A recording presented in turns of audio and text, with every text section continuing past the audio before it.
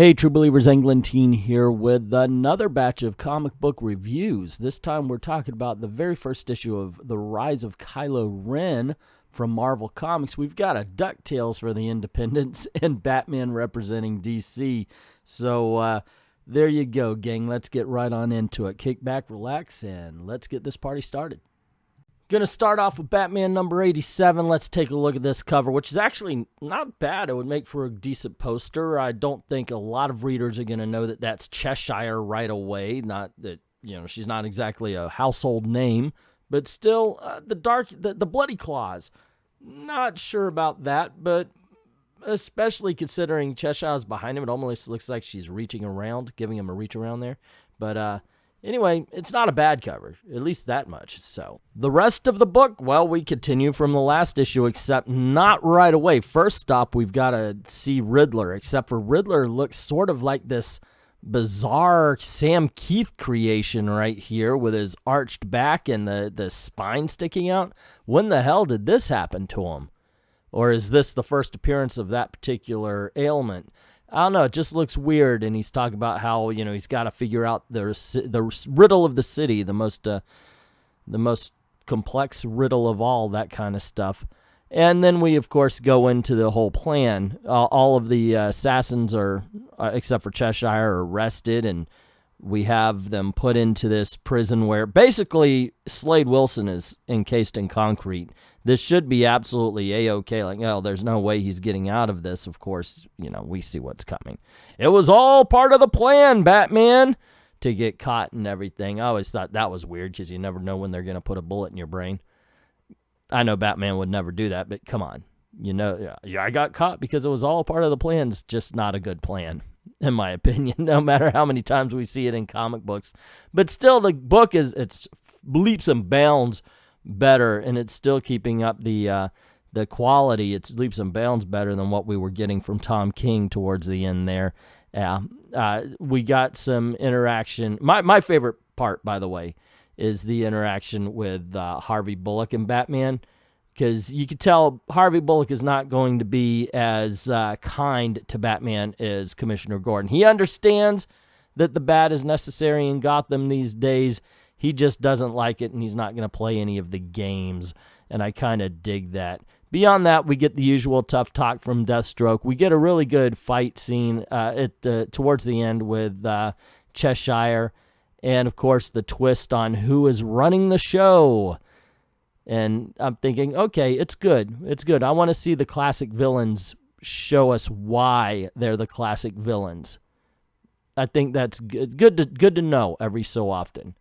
Overall, though, yeah, pretty cool book, I would say. I'm glad that it's keeping up the quality. I hope it continues. And I'm just so happy, so very, very happy Tom King is gone. Because this is a proper Batman story again. What's being said is what's happening on the page, and it's no false poetry. So if you get a chance and you drop Batman, you see this video, it may be time to pick it up again.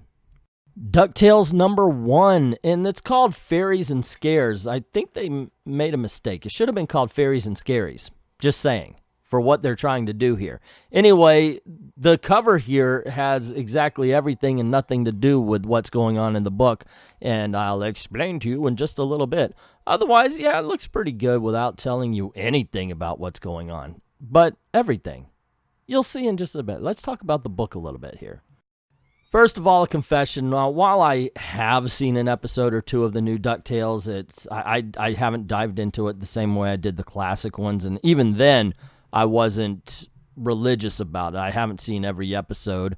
I did see the movie, but in this story here, we have Launchpad. Dang. Anyway, I'm keeping that one in. It's like the 50th time I've tried to say that name, and I said Launchpad. So anyway,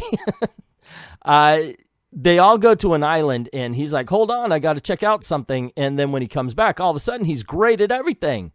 He's fast at driving cars. He doesn't crash the plane anymore. He lands it perfectly, and he's doing everything great.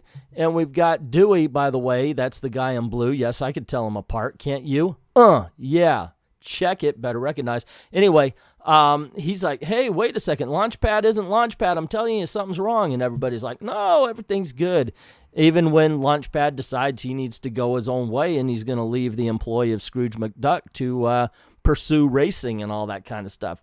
Dewey is trying to tell him, "Hey guys, we gotta find out. I even made a lie detector," which they kind of looked at and went, "Well, that just looks bogus." Anyway, it's a fun adventure. Is it funny? No. None of the jokes really land with me. It could be because they're aimed at a much younger set, but it's still an entertaining book. It's dang fun. It's as fun as any of the other Disney books, which I think IDW does a very good job with. So of course they're hit and miss depending on the writer, but so is every other book. But no, we get a really cool tale, something you've seen many times before, but it's kind of fresh and new. If you have a kid you want to share it with, I think that wouldn't be a bad idea. And finally, we have The Rise of Kylo Ren. Looking at the covers here, there's two of them, so we're going to look at this one. I've got to say this is my favorite just because it's the right colors for Darth Vader and Kylo Ren put together. Incredible cover. However, for the book and the story we're getting, The Rise of Kylo Ren, where he's staring at the mask kind of pensively, I think that this may be the better cover of the two to tell the story that's coming within if it wasn't for that big bulbous Karl Malden nose that he's wearing here. And the book, I could tell you the story, but basically that is the whole point of it, is you're finding out how he became Kylo Ren, how he went from Ben Solo to Kylo Ren.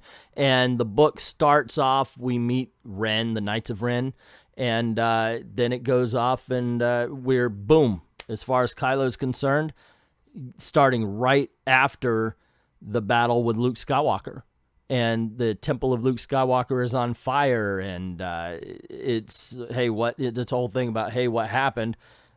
Three of Luke Skywalker's other pupils start chasing Kylo Ren, and he warns them, look, you guys have no idea what the Force can do. I'm a hell of a lot more powerful than you. So you can see it's written by Charles Soule, and this man killed it on Darth Vader.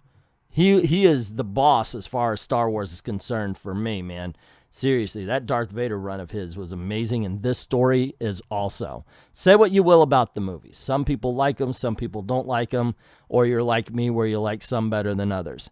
But damn, this man can write a comic book, and Marvel has been killing it thanks to writers like Charles Soule on these characters. What I'm saying is if you haven't been picking up the Rise of Kylo Ren, you should, and if you can't find that first issue here, you should pick up the trade paperback when it comes out. This is a really cool story, really interesting, good art, better than that cover with the Karl Malden nose.